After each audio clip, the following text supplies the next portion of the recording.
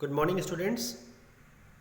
जैसे कि हम लोगों ने जो है कल पढ़ा था कि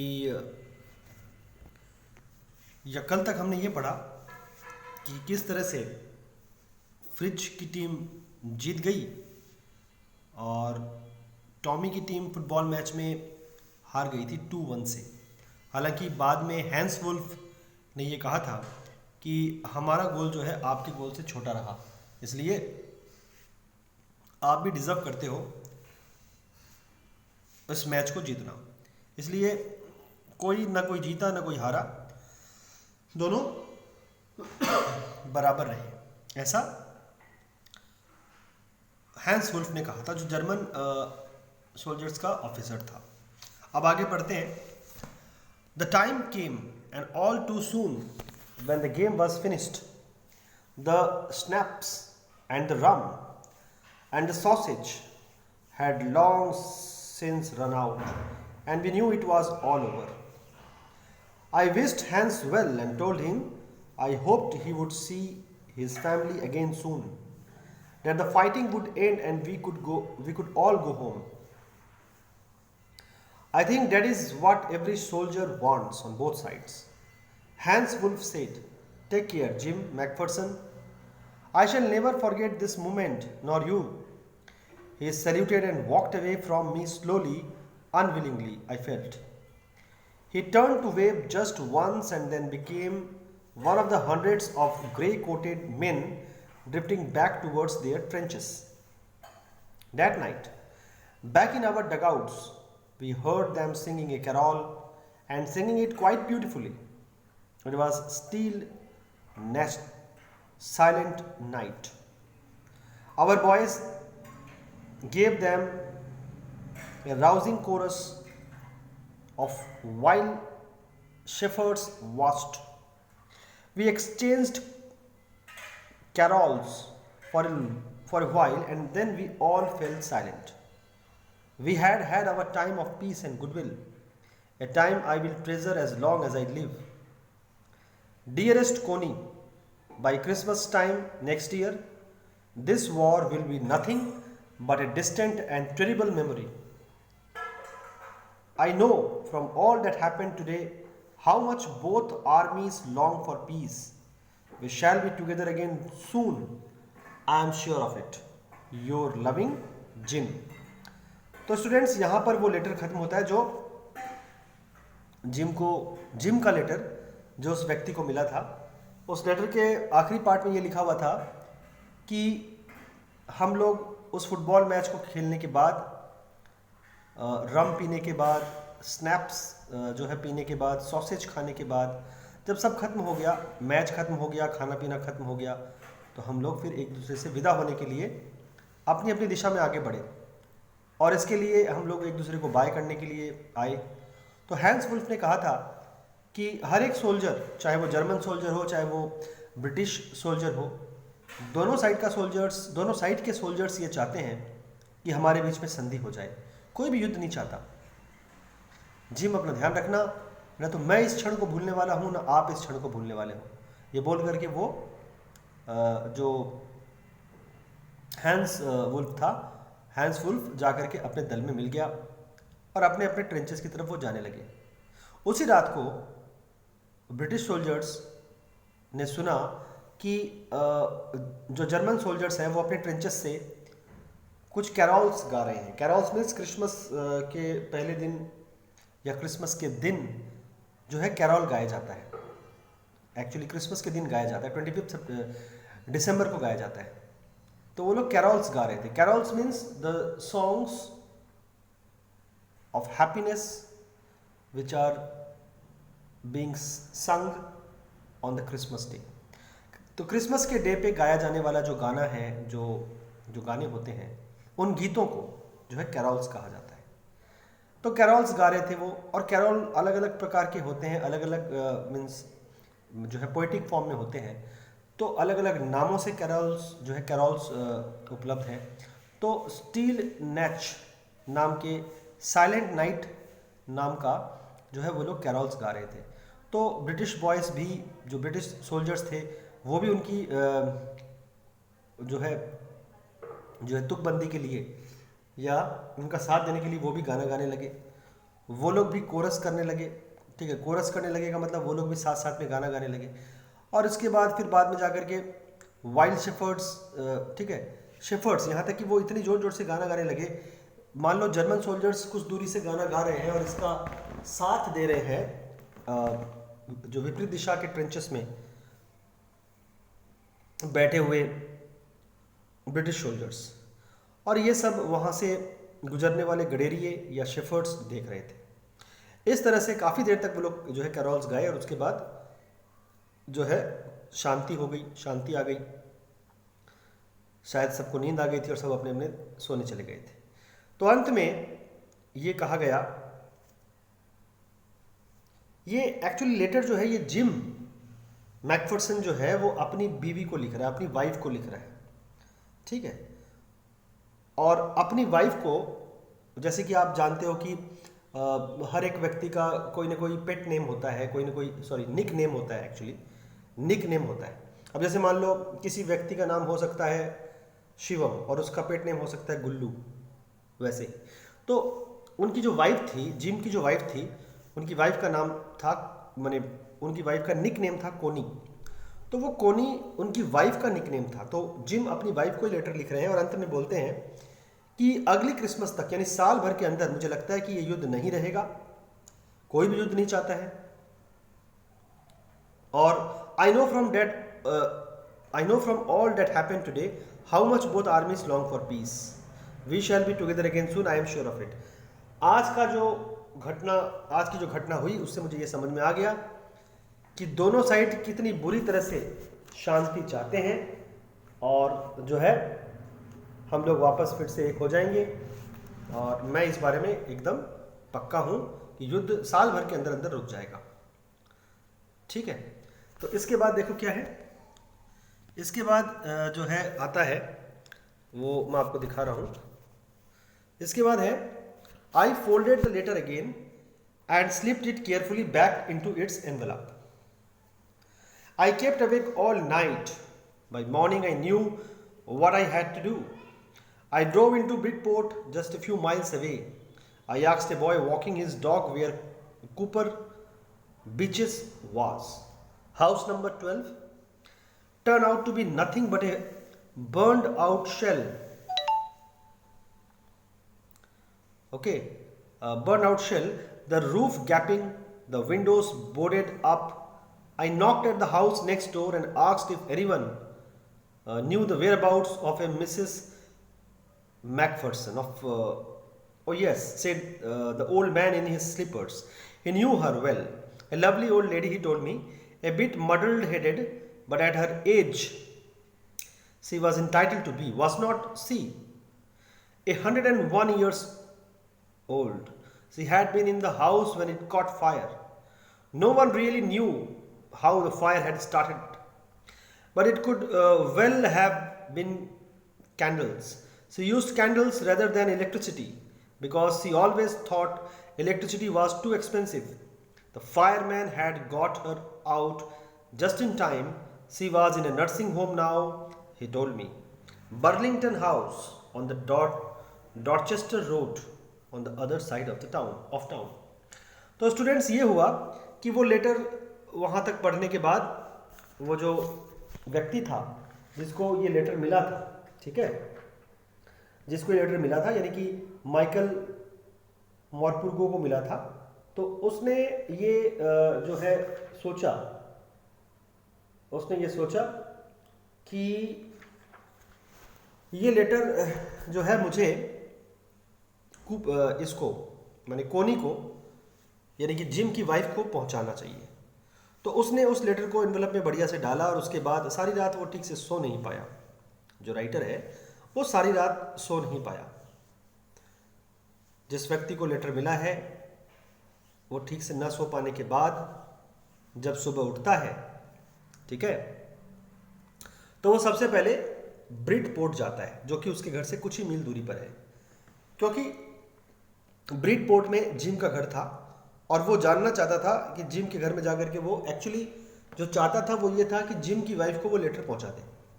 वो वहाँ गया उन्होंने एक रास्ते में उसको एक लड़का मिला जो एक कुत्ते को टहला रहा था। तो उसने पूछा कि भाई जो है कूपर बीचेस कहाँ है। कूपर बीचेस उसको दिखाया गया। वो हाउस नंबर 12 में गया, देखा तो वो घर बुरी तरह से नष्ट हो चुका था। छत उखड़ चुकी थी, खिड़कियां टूट चुकी थी और जला हुआ घर था वो। तो इससे उसको समझ में आ गया कि ये फर्स्ट वर्ल्ड वॉर की विभीषिका थी, या फर्स्ट वर्ल्ड वॉर के में ऐसा हुआ था। फिर उन्होंने उस घर के पास में, उस नष्ट प्राय घर के पास में जो ठीक ठाक घर मिला, उसका दरवाज़ा खटखटाया तो एक जो है एक बुजुर्ग व्यक्ति आया चप्पलें पहन करके, और उसको पूछा गया जब कि मिसेस मैकफर्सन कहाँ है। तो उसने बोला कि हाँ मैं उन्हें जानता हूँ, एक अच्छी लेडी, बहुत भली लेडी है। आज की डेट में उसकी उम्र लगभग 101 साल हो चुकी है। इस घर में तो, उनके घर में तो आग लग गई थी, किसी को पता नहीं था कि वो आग कैसे लगी। भाई हो सकता है कि गलती से लग गई हो। आग जो लगी थी स्टूडेंट्स, ये एक्चुअली युद्ध के कारण नहीं लगी थी। यहाँ पर जो बताया गया वो ये है कि वो जो औरत थी कोनी, जिम की वाइफ, वो इलेक्ट्रिसिटी का कम इस्तेमाल करती थी, कि थोड़ी वो कंजूस किस्म की थी। इलेक्ट्रिसिटी का वो कम इस्तेमाल करती थी, ठीक है, वो थोड़ी माइजर थी। तो इलेक्ट्रिसिटी का कम इस्तेमाल करने के कारण जो है इलेक्ट्रिसिटी का कम इस्तेमाल करने के बदले में वो कैंडल्स का इस्तेमाल करती थी। तो हो सकता है उस बूढ़े आदमी के अनुसार कि कहीं कैंडल्स कोई दिन गिर गया हो और आग पकड़ ली हो। एग्जैक्ट रीज़न नहीं पता चला कि आग कैसे पकड़ी। हालांकि फायरमैन टाइम पर आए और उन्होंने उसको बाहर निकाल लिया। थोड़ी जख्मी हो गई थी वो, थोड़ी सी घायल हो गई थी, थोड़ी जल गई थी थोड़ी बहुत। तो उसको बर्लिंगटन हाउस, जो कि डॉर्चेस्टर रोड में है, इस शहर के विपरीत दिशा में, वहाँ पर एक नर्सिंग होम है, वहाँ पर उसको ट्रांसफ़र किया गया है। इसके बाद देखो, I found Burlington house nursing home easily enough. There were paper chains up in the hallway and a lighted Christmas tree stood in the corner with a loop-sided angel on top. I said I was a friend come to visit Mrs. Macpherson to bring her a Christmas present. I could see through into the dining room where everyone was wearing a paper hat and singing. The matron had a hat on too and seemed happy enough to see me. She even offered me a mince pie. She walked me along the corridor. Mrs. Macpherson is not in with others, she told me. She is rather confused today, so we thought it best if she had a good rest. She has no family, no one visits. So I am sure she will be only too pleased to see you. She took me into a conservatory with wicker chairs and potted plants all around and left me. तो उसके बाद क्या होता है student, देखो, Burlington house जो है writer को आसानी से मिल जाता है। वो जब वहाँ जाते हैं तो इत्तेफाक से वो दिन भी क्रिसमस का ही दिन था, वो भी 25 दिसंबर की ही का ही दिन था।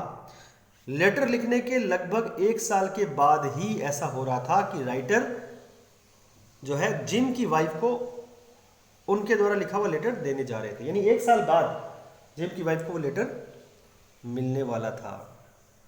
तो उन्होंने देखा कि वो जो घर है, जो वो नर्सिंग होम है, वहाँ जो है पेपर के अलग अलग प्रकार के जो है नमूने बनाए गए हैं और लाइटेड, चारों दिशा उसकी लाइटेड है। अलग अलग प्रकार की बत्तियां जल रही है, अलग अलग प्रकार के बल्ब जल रहे हैं और पेपर से बने हुए अलग अलग नमूने या पेपर कटिंग झूल रही है अलग अलग जगह, ठीक है। खैर, जब वो थोड़े अंदर की ओर गए तो उन्होंने जो है कहा, वहाँ की जो मेट्रॉन है उसको कहा कि मैं मिसेस मैकफर्सन से मिलने आया हूँ, उनको एक क्रिसमस प्रेजेंट देना चाहता हूँ। मेट्रॉन ने ये सुन करके मेट्रॉन को बहुत खुशी हुई। मेट्रॉन ने ये कहा कि देखिए, वैसे तो आप देख रहे हो कि यहाँ डाइनिंग रूम में बैठ करके हर एक व्यक्ति के सर पे पेपर की एक टोपी है और हर एक व्यक्ति गाना गा रहे हैं, क्योंकि आज क्रिसमस है और सब खुशियाँ मना रहे हैं। और जहाँ तक मिसेस मैकफर्सन की बात है तो वो थोड़ी सी जो है अच्छी हालत में नहीं थी, थोड़ी सी कंफ्यूज हालत में थी। उनकी तबीयत ज़्यादा ठीक नहीं थी, इसलिए हमने उन्हें रेस्ट रूम में आराम करने के लिए भेज दिया है। और ये कहने के साथ साथ मेट्रॉन ने जो है उनको मिन्स पाई नाम की एक डिश भी खाने के लिए ऑफर की। फिर बाद में वो मिसेस मैकफर्सन से मिलाने के लिए मेट्रॉन जो थी, यानी उस नर्सिंग जो है होम की हेड, वो राइटर को मिसेस मैकफर्सन यानी कि कोनी से मिलाने के लिए गलियारे से होते हुए आगे ले गई। गलियारों को ध्यान से उसने देखा राइटर ने, तो उन गलियारों में केन यानी कि एक तरह से आप बोल सकते हो गन्ना जो होता है, सूखे गन्ने से बनी हुई चेयर्स थी, पतले पतले टांगों वाली चेयर थी। सूखे गन्नों से बनी हुई चेयर, सूखे गन्ने को लकड़ी के रूप में इस्तेमाल किया गया था और उससे चेयर बनी हुई थी। पतली पतली चेयर्स थी, पतली टांगों वाली चेयर्स थी और जगह जगह गमले लगे हुए थे। और वहाँ पर छोड़ करके, ठीक है, उस रेस्ट रूम में छोड़ करके मेट्रॉन राइटर को वहाँ से चली गई। ठीक है, उसके बाद देखो क्या हुआ। The old lady was sitting in a wheelchair. Her hands folded in her lap. She had silver white hair pinned into a wispy bun. She was gazing out at the garden. "Hello," I said. She turned and looked up at me vacantly. "Happy Christmas, Connie," I went on. "I found this. I think it's yours." As I was speaking, her eyes never left my face. I opened the tin box and gave it to her. That was the moment her eyes lit up with recognition and her face became suffused with a golden glow, sudden glow of happiness. I explained about the desk, about how I had found it, but I don't think she was listening. For a while she said nothing, but stroked the letter tenderly with her fingertips. यहाँ तक पढ़ते हैं students. तो बूढ़ी औरत wheel chair में बैठी हुई थी, यानी कि कोनी, अपने हाथों को मोड़ करके अपनी गोद में मोड़ करके वो बैठी हुई थी। उसके बाल जो थे वो बेहद सफ़ेद हो गए थे और वो उसे एक जूड़ा बना करके, उन बालों से एक जूड़ा बना करके रखी थी। वो गार्डन की ओर निहार रही थी। राइटर जाकर के मिसेस मैकफर्सन को बोला, "हेलो।" मिसेस मैकफर्सन उसकी तरफ शून्य भरी आंखों से देखी। राइटर ने कहा, "हैप्पी क्रिसमस, कोनी।" उन्होंने उसका निक नेम पुकारा और आगे बोलना जारी रखते हुए कहा, "मुझे ये मिला है, मुझे लगता है ये तुम्हारा है।" जैसे जैसे वो बोलते जा रहा था, जो कोनी थी वो चुपचाप सुन रही थी। राइटर ने टिन का बॉक्स खोला और उसकी चिट्ठी निकाल करके कोनी के हाथ में पकड़ा दी। चिट्ठी मिलते ही कोनी बहुत बहुत ज्यादा खुश हो गई और उसका चेहरा खिल पड़ा। राइटर ने उसको समझाया कि भाई, मुझे आपके पति का लेटर इस तरह से मिला है, किसी जो है मैंने कोई डेस्क खरीदा था टेबल टॉप का, वहां के किसी ड्रॉअर से मुझे मिला। फर्स्ट वर्ल्ड वॉर में का कोई ये एक जो है क्लासिक पीस रखा हुआ था, वहाँ से जो है कबाड़ी की दुकान से मैंने ख़रीदा था। एंटिक पीस जिसे कहते हैं, दुर्लभ कोई चीज़, तो उसको मैंने ख़रीदा था। वहीं के किसी डेस्क से, मैंने उसी डेस्क के किसी ड्रॉअर से मुझे ये लेटर मिला है। कि सारी बातें राइटर उसे मैंने कोनी को बोला, लेकिन ऐसा लग रहा था कि जैसे वो ठीक से सुन ही नहीं रही है, वो ठीक से सुन नहीं रही थी। राइटर ने अपनी बात बोलते बोलते जब खत्म किए, तब भी उसने कुछ जवाब नहीं दिया, बल्कि लेटर को अपने हाथ से सहलाती रही। Suddenly, she reached out and took my hand. Her eyes were filled with tears. "You told me you would come home by Christmas, dearest," she said. "And here you are, the best Christmas present in the world. Come closer. Jim dear, sit down." I sat down beside her and she kissed my cheek. "I read your letters so often, Jim, every day. I wanted to hear your voice in my head. It always made me feel were with me. You were with me. And now you are. Now you are back. You can read it to me yourself. Would you do that for me? Jim dear, I just want to hear your voice again. I would love that so much. And then perhaps we will have some tea. I have made you a nice Christmas cake. Marzipan all around. I know how much you love marzipan. तो students आपको शायद कुछ अनुमान लग गया क्या लिखा हुआ है। तो अचानक से क्या हुआ कि उस लेडी ने यानी कि कोनी ने वो लेटर जो था उसके हाथ से ले लिया, या उसके हाथ को, लेटर तो जो है कोनी के हाथ में ही था, कोनी ने उस व्यक्ति के हाथ को पकड़ लिया और रोने लगी। उसने शायद वो कुछ भी नहीं सुना जो उस राइटर ने कहा था कि मुझे ये लेटर मिला है, ये लेटर आपके पति का है, ये सब कुछ नहीं सुना था शायद उसने। या फिर ये भी हो सकता है कि 101 साल की जो उसकी उम्र थी, उस उम्र के कारण वो समझ ही नहीं पा रही थी, या इस उम्र के कारण उसके सुनने की शक्ति ही खो गई थी, ये भी हो सकता है, या उसकी सुनने की शक्ति लगभग ना के बराबर हो गई थी। यही ये कारण रहा होगा कि वो उसकी बातें नहीं सुन पाई। लेटर उसने देख लिया, लेटर उसने थोड़ा बहुत पढ़ भी लिया, ठीक है, और वो ये अनुमान लगा रही है कि ये व्यक्ति जो है ये उसका जिम है, उसका पति है। उसकी आंखों में आंसू आ गए और उसने बोला कि तुमने कहा था, मैंने कोनी ने उस व्यक्ति को कहा कि तुमने कहा था कि तुम घर आओगे क्रिसमस में, मेरे प्यारे, मेरे प्रियतम, और तुम आ गए। इस क्रिसमस में तुम्हारे से बढ़कर कोई प्रेजेंट नहीं हो सकता। मेरे पास आओ जिम, बैठो मेरे पास। राइटर उसके पास बैठ गए और जो है कोनी ने उस व्यक्ति को अपना पति समझते हुए उसके गाल में किस की और कहा,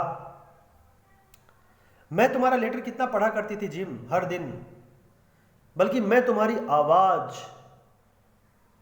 सुनना चाहती थी अपने दिमाग में, अपने कानों से। मुझे हमेशा लगता था कि तुम मेरे साथ हो।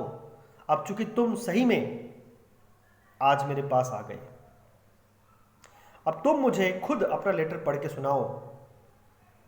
क्या तुम मेरे लिए ऐसा करोगे जिम? मैं तुम्हारी आवाज फिर से सुनना चाहती हूं। मुझे तुम्हारी आवाज कितनी ज्यादा पसंद है ये तो तुम जानते ही हो, और इसीलिए हम लोग चाय पिएंगे। अभी चाय पीने के साथ साथ मैं तुम्हारे लिए जो केक बनाई हूं, क्रिसमस की केक, मैं तुम्हारे लिए क्रिसमस की केक बनाई हूं जिसके ऊपर बहुत सारा मार्जिपैन मैंने स्कैटर्ड किया है या छिड़का है। मार्जिपैन का मतलब हमने पहले ही इस चैप्टर के शुरुआती हिस्से में पढ़ा था कि मार्जिपैन केक के ऊपर की जो क्रीम होती है उसे कहा गया है, जो शायद जिम को बहुत पसंद थी। तो उसने कहा कि अब हम लोग चाय पीने वाले हैं और तुम क्रिसमस केक खाना, और उसके ऊपर में मैंने बहुत सारा मार्जिपैन डाला है, वो भी तुम खाना। मुझे पता है कि तुम्हें मार्जिपैन कितना पसंद है। तो इस तरह से स्टूडेंट्स ये स्टोरी खत्म होती है। This is the end of the story. और इस स्टोरी का जो एंडिंग है वो थोड़ा दुखदाई है। आप समझ सकते हो कि वो औरत समझ रही है कि वो व्यक्ति जो है वो राइटर जो है नहीं होकर के जिम है, तो ये उसकी उम्र के कारण वो ऐसा सोच रही है, ठीक है। तो this is the very tragic end of the story. ये स्टोरी का बहुत ही ट्रेजिक एंड है, और ये स्टोरी कहीं ना कहीं हमें सोचने को मजबूर करती है कि हमारे जो प्रिय होते हैं, हमारे जो अपने होते हैं, वो उनसे हम कितनी आंतरिकता के साथ जुड़े हुए होते हैं। दूरियां इस अपनेपन को मिटा नहीं सकती, और वो जो अपनापन है जो हमें अपनों से मिलता है, वो अपनापन शायद जब तक हम जीवित रहते हैं तब तक हमारे साथ ही रहता है। तो स्टूडेंट्स, मुख्य चीज जो जीवन में होती है वो होती है प्यार, अपनापन, सम्मान, शांति। ये सब चीज़ें जीवन में बहुत बहुत ज़्यादा ज़रूरी होती है। और अगर आपको ये जीवन में अपनों से मिलते ये सारी चीज़ें मिल रही है तो यकीन मानो आप बहुत ज़्यादा भाग्यशाली हो। ईश्वर को धन्यवाद दो कि आपको अपनों से इतना सारा प्यार, इतना अपनापन मिल रहा है। So this story is actually the by product of war. It is a tale of the by product of war. इस स्टोरी में एक्चुअली वॉर के बाद क्या होता है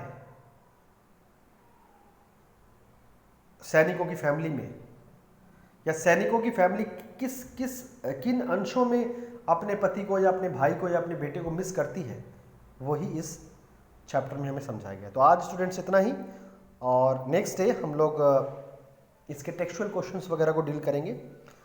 आज के लिए इतना ही। So thank you very much. Stay at home, stay safe, be happy.